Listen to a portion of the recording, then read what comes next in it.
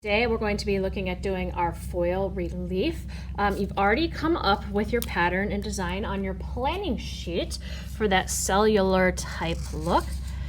And we're going to transfer that over onto your round piece of cardboard.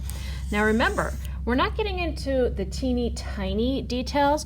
You just want to think about where you're going to be putting your major ridges or bumps as part of this project. So any place I put a black line, we're going to have glue, and then you're going to be using some of the yarn or rope that we have to go on top. Now, when they overlap like this, you'll have to snip your thread or your yarn, because where it overlaps on here, it makes a bump that's much higher than the rest of this. It makes it a little bit more tricky when we go to do the tin foil on top later, the aluminum foil. So make sure if we get to that part, and you'll see it here in a second, that you snip. I have found the easiest way to go about doing this is to work on it one section at a time, from top to bottom, left to right, so that the strings and the glue don't get in the way of one another. You want a pretty solid line of glue there. You don't want it to be all bubbly and rounded, just a nice little loop. And then I'm going to hold this above it. I don't want to get sticky yet. I'm kind of going to figure out about how much I need. And then I snip it where it needs to be snipped. This end's a little fuzzy, so I'm going to cut off that fuzzy end. Now, this is the trickier part, right? I'm going to put this on here in that glue. And if you have too much glue, it doesn't like to stay.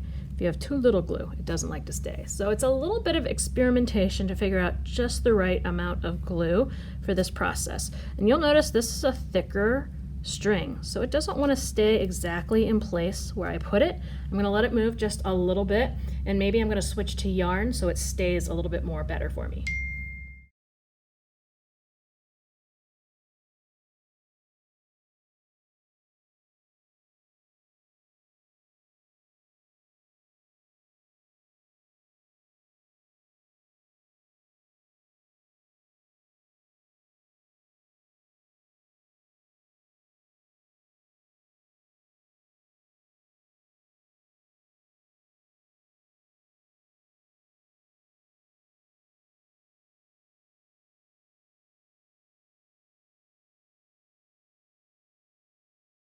That you can do that's kind of fun to foil over, but you have to do this someplace where there's lots of open space, is to put down some glue and put down a bead.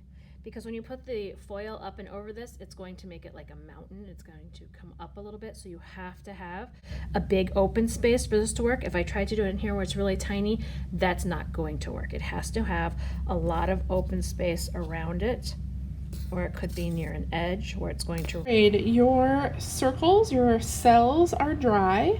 Remember last class we put the yarn, and if you chose to do beads, you put those on. Now the next step is we want to cover it with tin foil. Now this takes time and patience, because if you go too fast, you're going to rip your tin foil, okay? And you only get one sheet. So if that does happen, it's art. We can change it. We can color over that spot, but I need you to be extra patient. So here's what we're gonna do first. You're gonna need a jar of glue. Now we don't need a lot,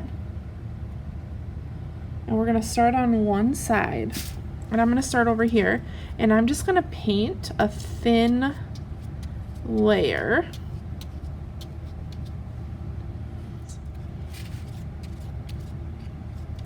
Okay, make sure my lid's on. Now if you look at it, you can see the glue on there, but it's not a lot, which is good, but it's enough. Okay, I'm gonna start in the middle, and I'm gonna push down. Okay, and I can feel that there's gonna be yarn there. And I'm just gonna gently and carefully, rub my finger. There's a bead right here. So I want to get that up as close as I can. And it's not going to be perfect, and that's okay, because cells aren't perfect. And I'm just going to keep working my way around my cell. This is why it's important to go slow. If I was going fast, my bead would have poked right through. But since I'm going slow, I'm kind of gonna squish my tinfoil around it and flatten it. And then keep going. I feel the yarn there. That's good. I want that to be raised.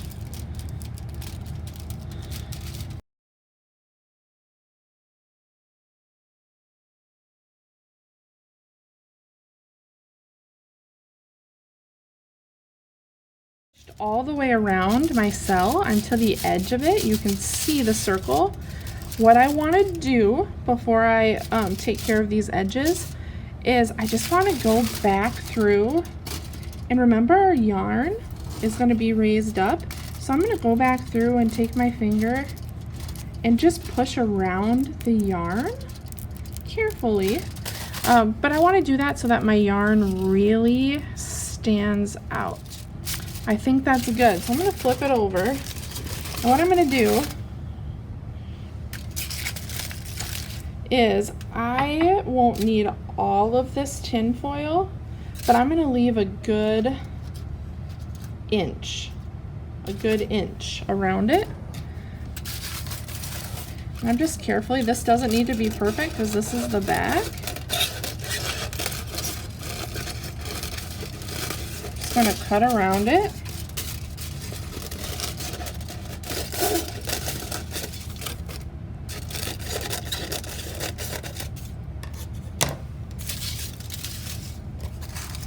And then I'm just gonna go around the edge.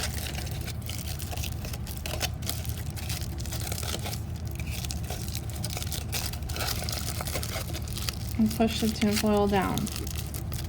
Okay?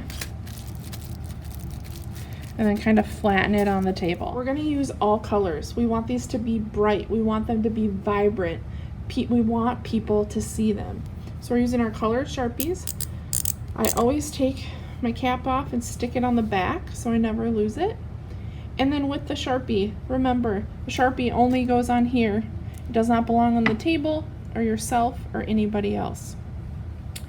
And one other thing to keep in mind with the Sharpies is to color slow. Take your time.